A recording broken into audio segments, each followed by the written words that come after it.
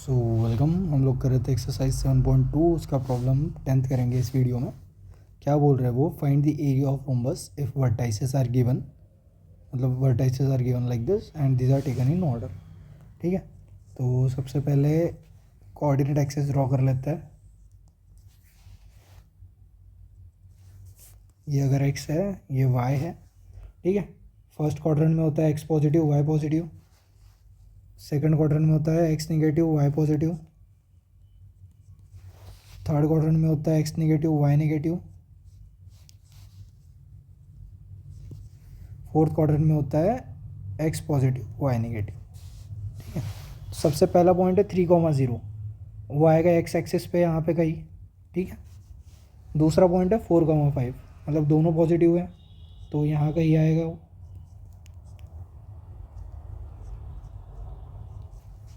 तीसरा पॉइंट क्या है, तीसरा पॉइंट है -1,4, -1,4 मतलब यहाँ कहीं आएगा वो, -1,4। क्यों? क्योंकि x निगेटिव है y पॉजिटिव है।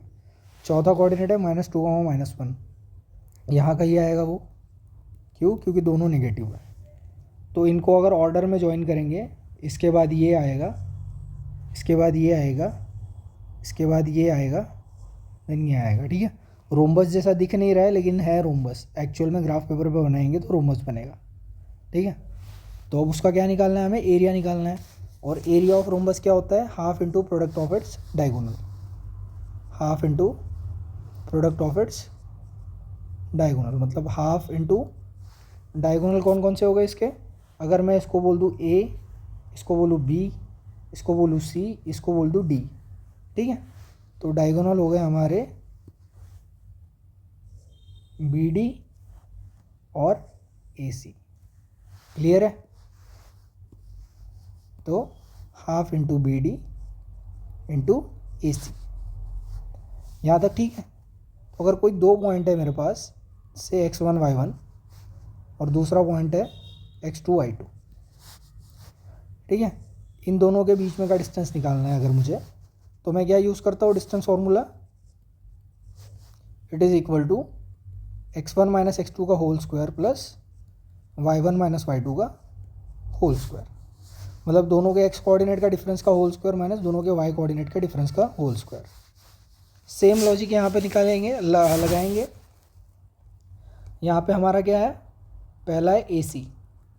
ठीक है, तो ए सी का कैसे निकलेगा, ए सी के दो पॉइंट हो गए, एक हो गया ए और दूसरा हो गया सी।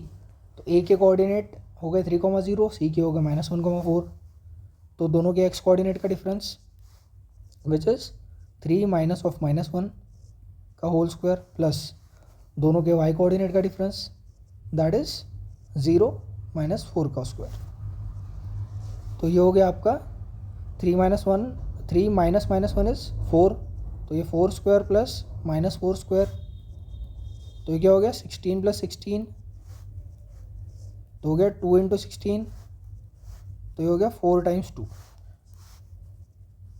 ठीक है, क्योंकि और एक स्टेप लिख देता हूँ, √2 इंटू √16 और √16 इज नथिंग बट 4, तो 4√2।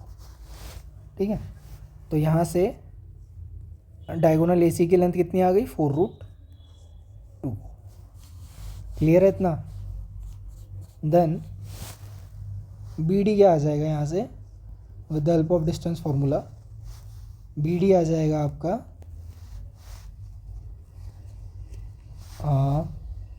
दोनों के x कोऑर्डिनेट का डिफरेंस दैट इज 4 माइनस -2 का स्क्वायर प्लस दोनों के y कोऑर्डिनेट का डिफरेंस विच इज़ 5 माइनस -1 का स्क्वायर। ठीक है, तो 4 माइनस -2 इज़ 6 का स्क्वायर, 5 माइनस -1 इज़ 6 का स्क्वायर, तो ये क्या हो गया 6 का स्क्वायर हो गया 36, ये भी हो गया 36, तो ये आ गया आपके पास 2 इंटू 36। तो इसको अगर मैं लिखूँ ढंग से तो √2 इंटू √36, तो ये क्या हो गया आपका √36 मतलब 6, √2 एज इट इज़, तो यहाँ से आपका BD भी आ गया 6√2। ठीक है, तो हाफ एरिया क्या हो जाएगा, हाफ इंटू BD मतलब 6√2 AC मतलब 4√2, ठीक है. 6 4 are 24, √2 इंटू √2 इज 2 इंटू 1/2, ये वाला.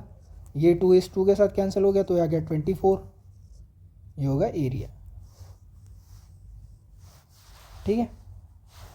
तो कोई भी यूनिट नहीं दिया होता है, मतलब अगर मीटर वीटर नहीं दिया है कुछ, तो यूनिट स्क्वायर लिख देते हैं हम, ठीक है.